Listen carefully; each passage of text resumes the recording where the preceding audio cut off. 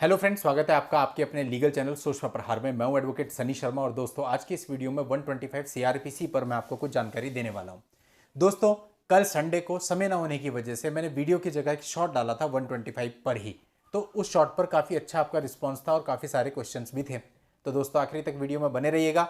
आज मैं आपको बताने वाला हूँ जो आपका क्वेश्चन होता है ना हमेशा कि सर ऐसा है कि 125 सीआरपीसी में वर्स्ट से वर्स्ट सिनेरियो क्या हो सकता है आज के दौर में। देखिए, जो आप पढ़ते हैं किताबों में, जो आप देखते हैं या जो आप किसी से सुनते हैं, वो सब एक अलग चीज है, लेकिन वास्तविकता क्या है, कोर्ट के अंदर चल क्या रहा है, वो मैं आपको आज के इस वीडियो में बताऊंगा, जो कि जानना हर एक व्यक्ति के लिए बहुत इंपॉर्टेंट है। क्योंकि मिथ में जीना, मिथ में लड़ना और बाद में जब कुछ गलत हो जाता है, नेगेटिव हो जाता है, तो फिर उस वक्त आदमी शौक से बाहर नहीं आ पाता। तो इसलिए आपको पहले से ही सारी सच्चाई पता होनी चाहिए और अकॉर्डिंगली ही आपको कदम बढ़ाना है ताकि आपको कोई नुकसान ना हो। वीडियो में आगे बढ़ने से पहले आपसे कहना चाहता हूं कि अगर आपने अभी तक भी चैनल को सब्सक्राइब नहीं किया तो आपके सपोर्ट की हमें भी जरूरत है, तो आप चैनल को फटाफट सब्सक्राइब कर लें। तो दोस्तों आज की इस वीडियो में मैं आपको सच्चाई बताने वाला हूं कि एक्चुअल में क्या है। कई लोगों का प्रश्न होता है, सर मैं मेंटेनेंस नहीं दूंगा तो क्या होगा, मेरे पे पेनल्टी लगेगी, मैं जेल चला जाऊंगा। कई लोग कहते हैं कि ठीक है मैं जेल चला जाऊंगा, मेंटेनेंस नहीं दूंगा। और कई बार अलग अलग प्रकार के जजमेंट्स भी आते हैं।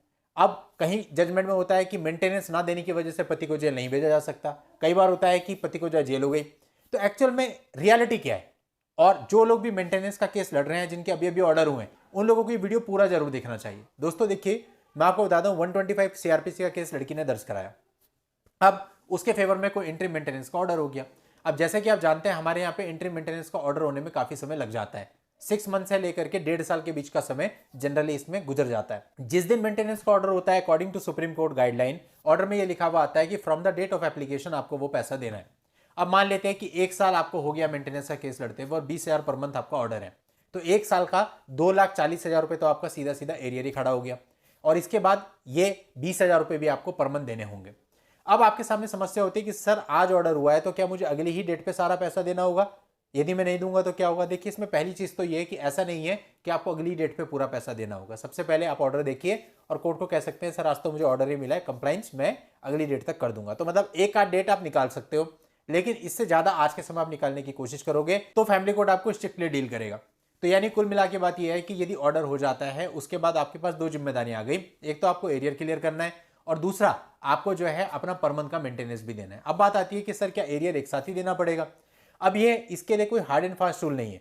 बहुत सारे जज साहब ऐसे होते हैं जो कि कहते हैं कि चलो ठीक है इंस्टॉलमेंट बांध देते हैं, या वर्बली भी कई बार बोल देते हैं कि चलो 2-3 बार करके तुम इसको निपटा दो। लेकिन कुछ जज साहब ऐसे भी होते हैं जो कहते हैं कि पूरा का पूरा पैसा अभी दो वरना मैं तुम्हारे वारंट कर रहा हूं। तो ये पूरे तरीके से जज साहब पे डिपेंड करता है कि वो प्रैक्टिस में किस तरह का व्यवहार करते हैं। इस वजह से काफी हद तक आपके जज साहब पे डिपेंड करता है कि वो आपको इंस्टॉलमेंट में देने के लिए अलाउ करते हैं या नहीं करते हैं। अब सेकंड क्वेश्चन है कि सर मैंने एरियर का पेमेंट नहीं किया या फिर मैं मंथली मेंटेनेंस में नहीं दिया क्योंकि ऑर्डर गलत हो गया था, मेरे अकॉर्डिंग उतनी मेरी इनकम नहीं है, अब मेरा क्या हो सकता है। देखिए, ऐसे में क्या होता है कि जब आपका मेंटेनेंस का ऑर्डर हो गया, आपने एक डेट पे नहीं दिया उतना चलेगा, लेकिन अगली डेट पे जो लड़की का वकील होता है वो एक एप्लीकेशन ले आता है कि भाई हमको जो है ये एरियर दिलवाया जाए और ये पर्टिकुलर मेंटेनेंस दिलवाया जाए, और उस एप्लीकेशन के शीर्षक में डाल देता है अंतर्गत धारा 125 उपधारा 3, यानी कि 125(3) में आपके खिलाफ एक एप्लीकेशन दे देता है कि हमें वसूली करवाई जाए। अब ऐसे केस में यदि आप ये पेमेंट तब भी नहीं करते हैं तो फिर जो जज साहब होते हैं वो आपका वारंट कर देते हैं और आपको प्रत्येक डिफॉल्ट के लिए मैक्सिमम 1 महीने की जेल हो सकती है। और आज के समय में काफी प्रचलन है, हम अपनी कोर्ट में देखते हैं कि बहुत सारे लोगों को मेंटेनेंस ना देने की वजह से जेल भेज दिया जाता है।